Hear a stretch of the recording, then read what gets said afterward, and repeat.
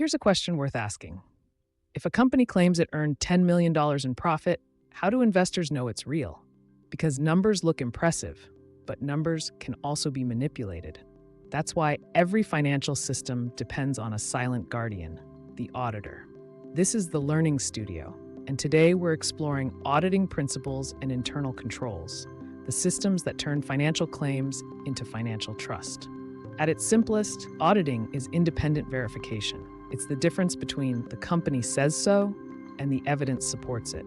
If a balance sheet shows $1 million worth of inventory, auditors don't just accept the number. They check records, test controls, inspect samples, and ask uncomfortable questions until the figures make sense in the real world.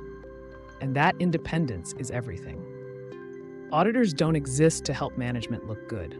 They exist to protect outsiders, investors, lenders, regulators, from being misled.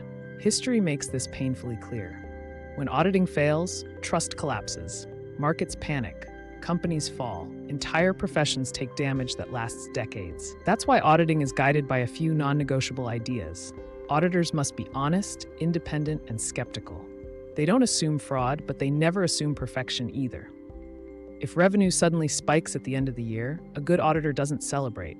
They ask why. Was demand real, or were numbers pulled forward to hit targets? But auditing doesn't start with auditors. Long before an external audit begins, companies rely on internal controls, their first line of defense against errors and abuse.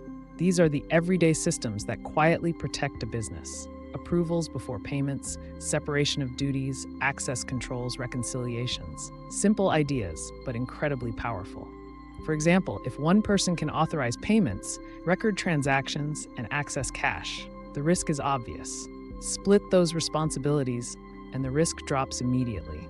Strong internal controls don't just prevent fraud, they reduce mistakes, improve efficiency, and make audits smoother. Weak controls do the opposite. And here's the part most people miss. Auditing isn't about perfection. It's about reasonable assurance, enough confidence that the financial statements tell the truth within acceptable limits. That's why ethics matter so much.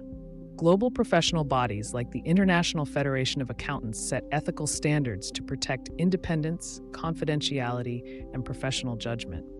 Without those ethics, even the best audit procedures mean nothing. Technology is now changing how audits are done.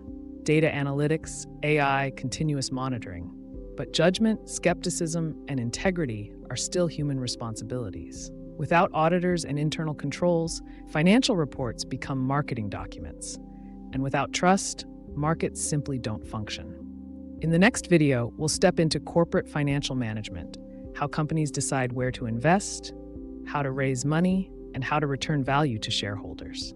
Subscribe and continue with the playlist. This is the Learning Studio. I'll see you in the next lesson.